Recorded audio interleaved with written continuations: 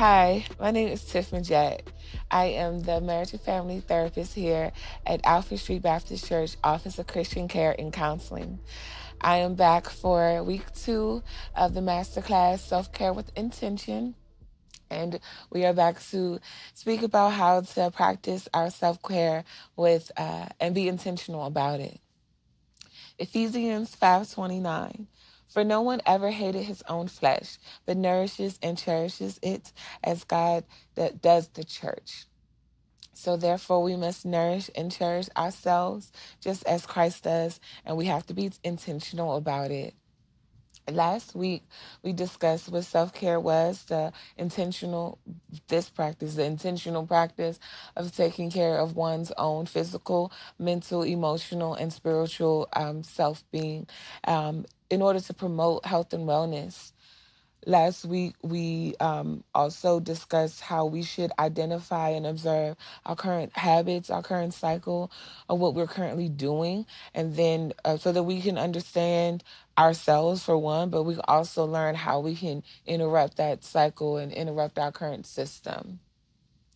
Uh, we discussed how to do such things, how to identify and observe our current habits by writing out our normal day-to-day routines and activities, pretty much like a itinerary, a schedule of what we do from the time we wake up to the time we go to bed. And so we write that down at least for a week or so, however long you think, especially if your life just flexes.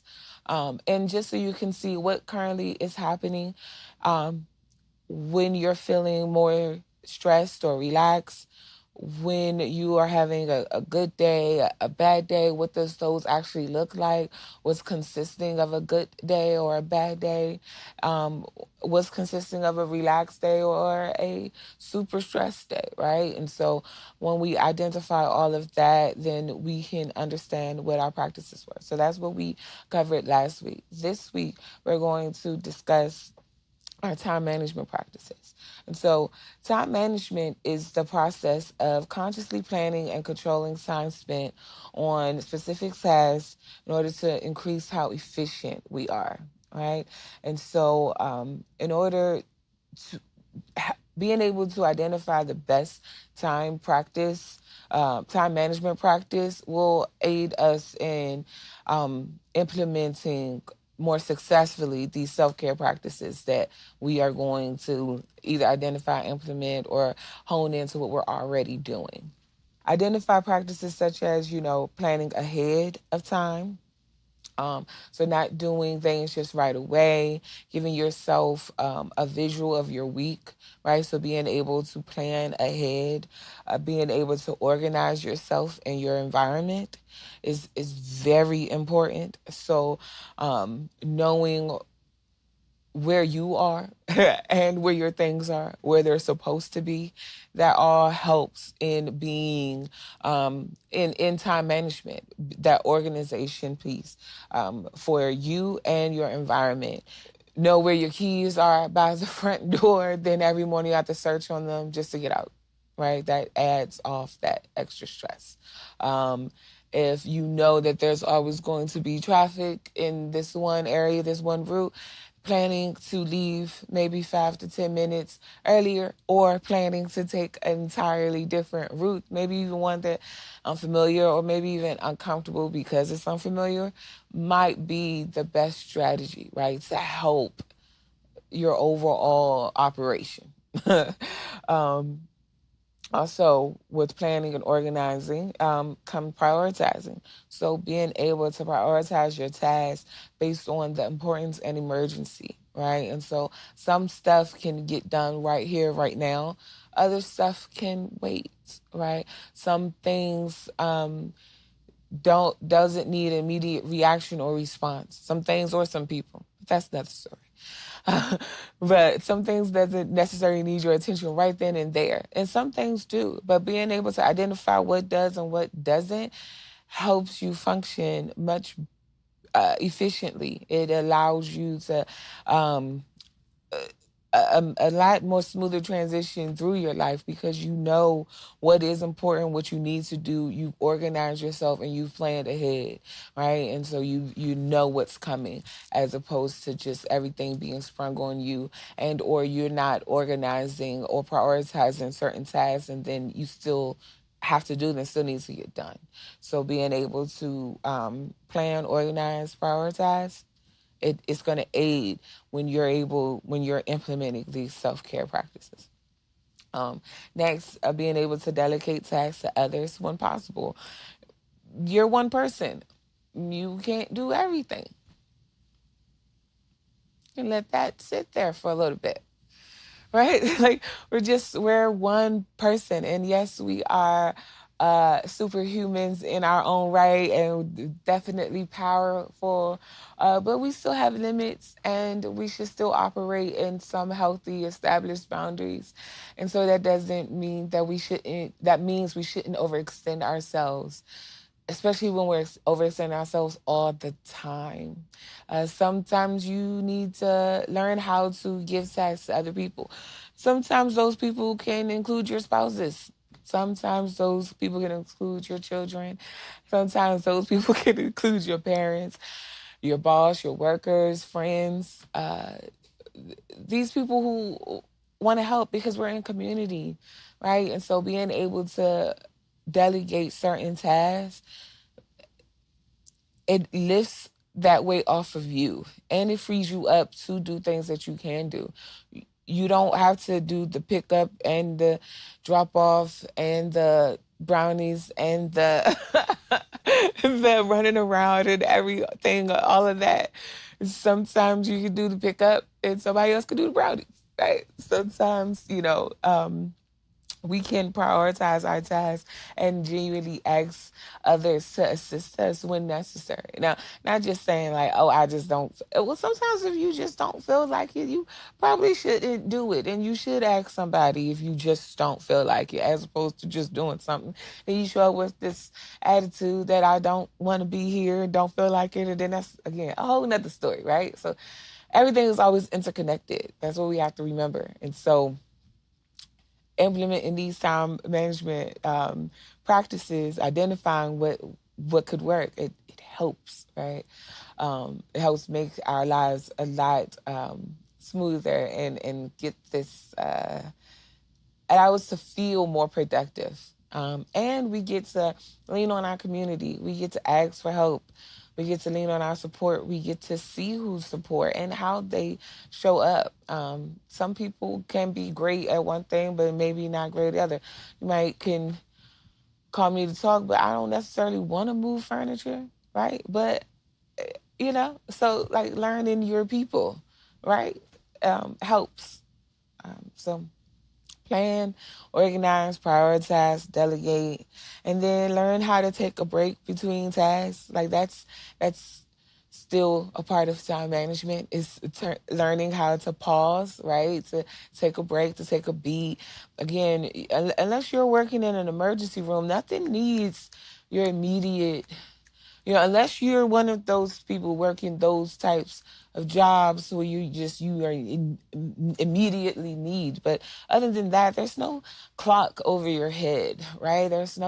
We wear one on our wrists, and we have them on our computers, and they're around to make sure that we can, maintain order. But we're not running out of time, right? And so learning that we can pause, that there's no rush, that we're on our own time, that we can slow down, that helps. It can, again, it still aids in us being effective in our lives. It still aids in being effective in our systems. I'm sure as you guys have identified some of y'all systems, y'all realize that y'all don't take breaks, that those don't really exist, or it's very far and few, or even on your breaks, you're still doing something. If you taking a break from work, but then you're working on school, is that really a break?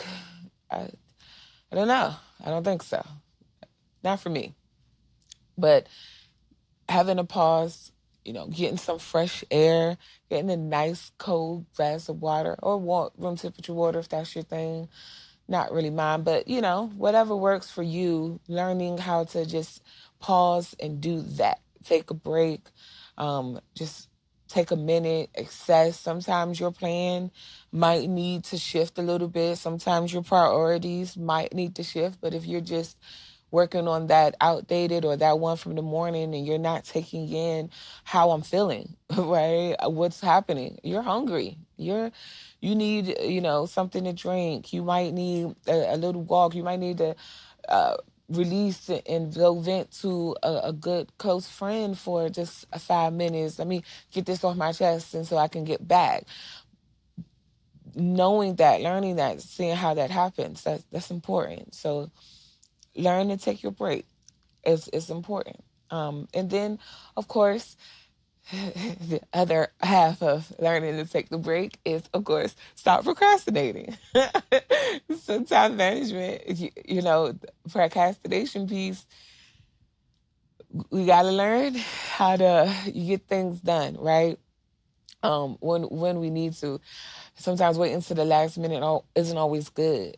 Although sometimes that last minute gives us that energy that we need, it also brings about some stress. That heavy stress, it can block our creativity. It can limit our imaginations. It can be a hindrance when we procrastinate, right? Although it can give some people that juice, that power to continue to go on to, I'm gonna knock this out. But other times, just the overall stress behind it isn't good. It isn't good for our systems, and it's definitely not good in order for us to effectively operate ourselves and our world and our schedules, right? So always putting stuff off to the last minute, procrastinating, it's not going to help you, right? Even if you get that small temporary gratification in the moment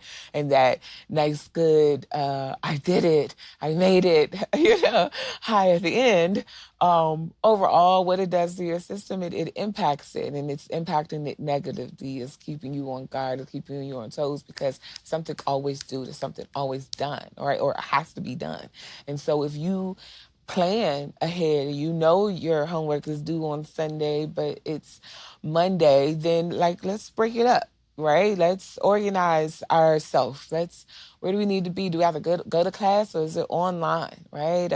Let's prioritize our assignments. Let's prioritize our assignments and our work assignments and our kids. Uh, uh, well, it's summer now, but they still have activities and things that's going on, and then we not asking for help, so we might need to ask for help, so at least help us where they can, right? You might not be able to write a paper for me, unfortunately, fortunately, but you could be able to maybe pick up the kids, or you could be able to cook dinner, so being able to assist in those areas. And then also knowing that I need to take a break. I got to slow down. I got to breathe. I got to assess. I might need to replan and reorganize based on what's been happening throughout the day or week. And so giving myself time to do that, so that it's not always the last minute and I'm faced with failure or success, right?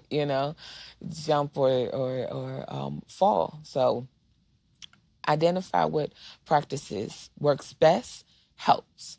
Okay. After you can identify some time management practices that work best, there are also some approaches. You can introduce yourself to some new time management approaches that can also help you, right? And so there are too many to count. In one article, I know they've had 9, and I really like them because they also had visuals and everything. And so make sure we'll have some visuals up. But I found 3 out of several that I feel can be helpful. But please, this is your homework. So you do it how you feel. You find the best approach. Look up time management approaches or techniques or skills or exercises, and you see which one fits for your life. Because again, we're still identifying, we're still observing, we're still collecting that data, we're still writing. And so as we're identifying our time management practices as well, we can also identify which of these approaches could actually help us, could benefit us, could work with us and for us, as opposed to against us, or make it even more complicated than what it has to be. All right.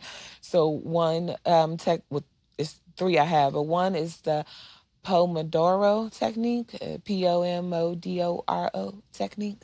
Um, it's pretty simple, which I like about it.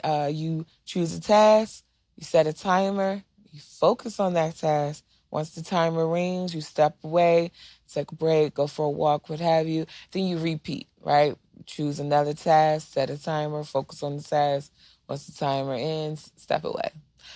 Again, repeat, right? So this technique allows you to kind of break down your day a little bit more, or even your tasks. So you're the type at work who will get started, and then, you'll have plenty of tasks to do, but you kind of stop or focus on the one task, and maybe that task took much longer than expected, and then you find like you don't have time. I hear that a lot. I don't have time.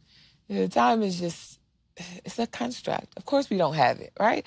But we're able to try to manage our time.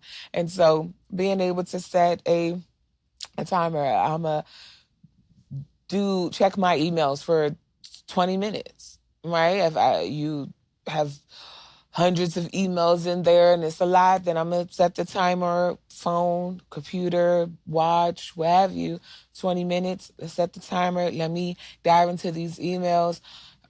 That's it. There's no other distractions, right? No phone calls. No, hey, what you doing for lunch? No, hey, did you get that other email? No, we're on these emails right here, right? For these next 20, 25, 30 minutes, what have you. And then after we're done that, we're gonna go and we're gonna step away, and we might grab some water. We might pick up our phone then, right? We might hit up social media and see what's going on in the world, right? Or we might pick up our phones and do a little 5-minute Candy Crush, right? But if it's going to take you more than 5 minutes, I wouldn't. But just, regardless, you take a break, you step away, and then you come back and it's another task. If your other task has to deal with other paperwork, knock it out. If it has to deal with schoolwork, knock it out. But set a timer, keep yourself on track. The second one is a similar to the Pomodoro, is a Parkinson's law. And so what it pretty much is you work efficiently in the shortest amount of time. And so some of those techniques is maybe working on your computer, but without a charger, right? And so I'm going to sit down, I'm going to do as much as I can without my charger. But once I get that notification that it's about to die, I need some battery life, that's my cue to transition, right? To stop, to move on to something else. I'm going to take a break. I'm going to stretch my legs. I'm going to, get some food or water, or, listen to some music and bust out a move a little bit, right? Just to get the body moving, right? Anything can help with that. But that's one of the tips. Another can be you can move up your deadline or a due date. And so instead of, if your assignment is due at 12 midnight, trying to make sure it gets done by 12 noon, right? And so just moving up that deadline, moving up your due date. If you know that your boss or somebody needs something, or you're running your own company and you wanted to make sure that you have something done, by Friday, let's see if we can get it done by Wednesday. Right? We can still have that ultimate date by Friday, but let's see if we're aiming for Wednesday, what we are able to accomplish, as opposed to, procrastination of that we'll wait till Thursday night or Friday morning to get it done, right? That's not going to help us. That's not going to aid in us efficiently and effectively working, right? We're not going to feel successful. We're going to feel like it's crunch time and I just got it done, right? And again, that's good for that one or two, but we need something that's gonna be our regular. And so moving up your deadline, moving up your due date, of top, projects and things that are needed helps. And then again, just like the Pomodoro technique, you set certain time limits for certain tasks, right? And so, and we could do this in other ways. We'll do 30-minute workouts, right? We'll do 10 minutes of mindful meditation.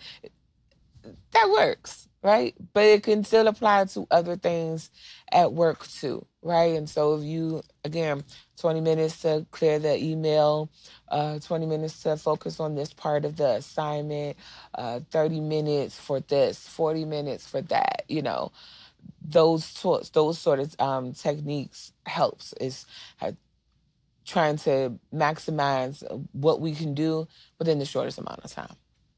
And then lastly, we have the Eisenhower mix, which is a separate work of 4 categories. It has a do, decide, delegate, a delete, and it's in not important, important, urgent, not urgent. What I what I like about theirs is that it requires you to put your information into boxes, essentially. Your do is the things that is urgent and important tasks that needs to be done like right away. So like any crises that are in the office, or any pressing deadlines, or any of those fires that comes up. Those are those things that we have to do right away, right? The decide is deciding like these tasks are important, but they're not necessarily urgent, right? And so maybe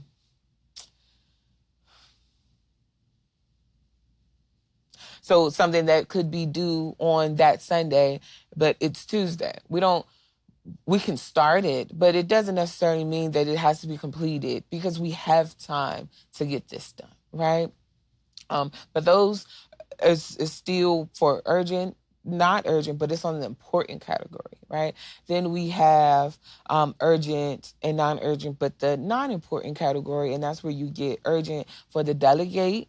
It's not important, but it's urgent for the delegate, where there are urgent but not important tasks such as scheduling appointments, scheduling meetings, those sort of things, right? And those kind of things we can delegate for other people. I need you to pick this one up. I need you to drop that one off. I need dinner cooked, or we can do laundry, or I need you to do this task, or I need you to help me with this project, or what have you, right? So it's not necessarily important, but it's urgent and we can delegate. Also not important and not urgent, and we can delete. So if it's not urgent nor important, it's like certain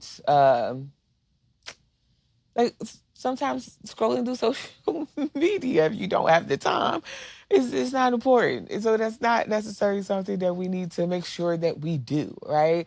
Some other tasks that can be in our back of our minds, like, oh, we have to do this, but if we don't have to, it could be deleted or forgotten, and we can get to it when we get to it, right? So those are some good techniques. Again, I like this one. It's definitely better for those who are critical thinkers in leadership positions.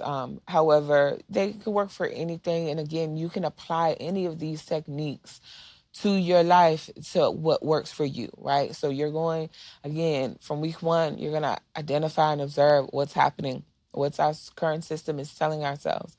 And then in that, we can also go back with this newfound knowledge of these time management practices and see what we are doing or what we're not, and what could help, right? What should or could help us to become more efficient in our day-to-day, right? So that we can actually see where we are able to implement those self-care practices and do it intentionally, right? And do it to where it's a part of our makeup, and we're actively and intentionally practicing best time management practices as we're doing it.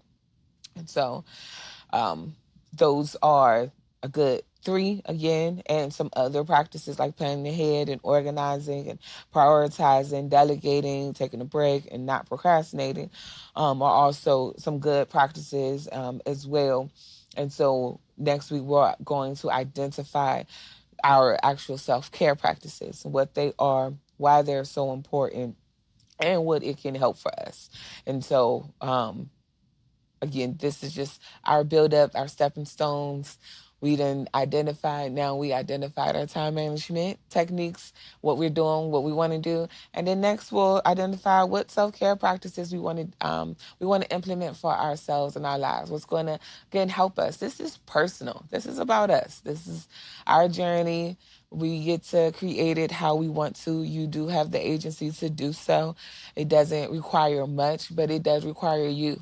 So how you want to show up, how do you want to practice this self-care so that, you feel successful in it, but you also feel that peace that you need. You also feel joy. You also feel present in your everyday life. And then you feel like you are in some sense of control, and you have time because you do. So please keep that in mind. I will see you guys next week as we continue self-care with intention for August masterclass. Again, I am Tiff Majette, the marriage and family therapist here at Alfred Street Baptist Church, Office of Christian Care and Counseling. And it's been a pleasure, and I look forward to seeing you next week where we'll discuss this more. Okay, talk soon. Bye.